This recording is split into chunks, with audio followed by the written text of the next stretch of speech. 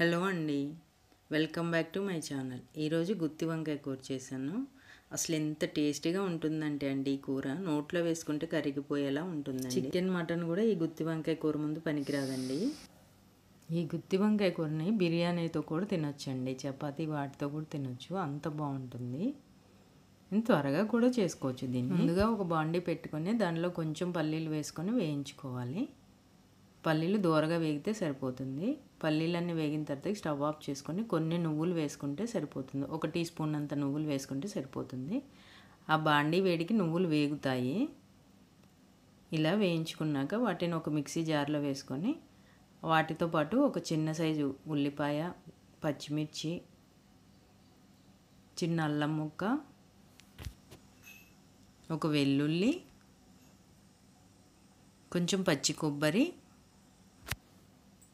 అలాగే కొంచెం కొత్తిమీర, కొంచెం ధనియాలు, కొంచెం జీలకర్ర, రుచికి సరిపడా సాల్ట్ వేసుకొని మొత్తం గ్రైండ్ చేసుకోవాలి.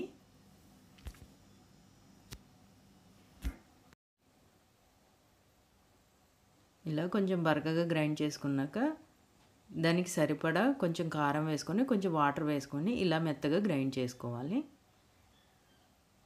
ఇలా అంతా గ్రైండ్ చేసుకున్నాక దీన్ని పక్కన పెట్టుకొని మనం వంకాయలని తీసుకొని ఇలా మధ్యలో 4 ముక్కల్లాగా కట్ చేసుకోవాలి. పుచ్చు లేకుండా చూసుకొని సాల్ట్ వాటర్లో వేసుకోవాలి కట్ చేసుకొని. ఇలా అన్నీ కట్ చేసుకొని పక్కన పెట్టుకున్న తర్వాతకి ఒక బాండీ పెట్టుకొని దాంట్లో సరిపడా ఆయిల్ వేసుకోవాలి. ఆయిల్ కొంచెం హీట్ అయిన తర్వాతకి మనం కట్ చేసి పెట్టుకున్న వంకాయల్ని లైట్గా వేయించుకోవాలి. లైట్గా వేగితే సరిపోతుందండి, ఎక్కువగా వేగనవసరం లేదు. లో ఫ్లేమ్లో పెట్టుకొని ఒక ఫ్యూ సెకండ్స్ ఫ్రై చేసుకుంటే సరిపోతుంది. మధ్య మధ్యలో ఇలా ఒకసారి కలుపుకుంటూ ఉండాలి, అప్పుడే అంతా ఈవెన్గా ఫ్రై అవుతుంది. ఇలా కొంచెం కలర్ చేంజ్ అయితే సరిపోతుంది. ఇప్పుడు వీటిని ఒక ప్లేట్లోకి తీసుకొని ఈ వంకాయలన్నీ చల్లారిన తర్వాత మనం ముందుగా ప్రిపేర్ చేసి పెట్టుకున్న మిశ్రమాన్ని దీంట్లో పెట్టుకోవాలి. అంత వంకాయల్లో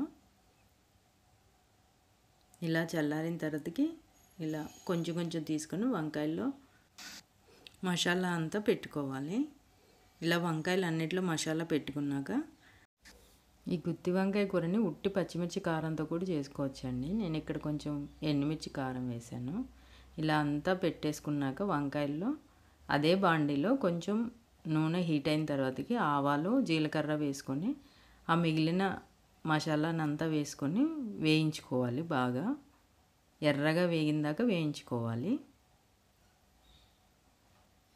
అలాగే కొంచెం పసుపు, కొంచెం రుచికి సరిపడా సాల్ట్, ముందు మసాలాలో కొంచెం వేసాం కాబట్టి ఇప్పుడు చూసుకొని వేసుకోవాలండి సాల్ట్ని. అలాగే మిక్సీ జార్ కడిగేసుకొని కొంచెం వాటర్, ఒక చిన్న గ్లాస్ అంత వాటర్ వేసుకొని ఒక 5 మినిట్స్ కుక్ అవనివ్వాలి దీన్ని.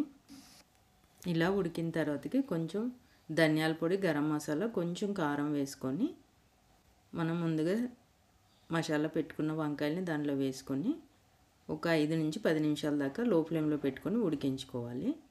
5 నుంచి 10 నిమిషాలు ఉడికిన తర్వాతకి ఇలా ఉంటుందండి. వంకాయలు వేసాక ఎక్కువగా తిప్పకూడదండి. ఇలా అంతా అయిపోయిన తర్వాతకి కొత్తిమీర వేసేసుకొని స్టవ్ ఆఫ్ చేసుకోవడమేనండి. ఎంతో టేస్టీగా ఉండే వంకాయ కూర రెడీ.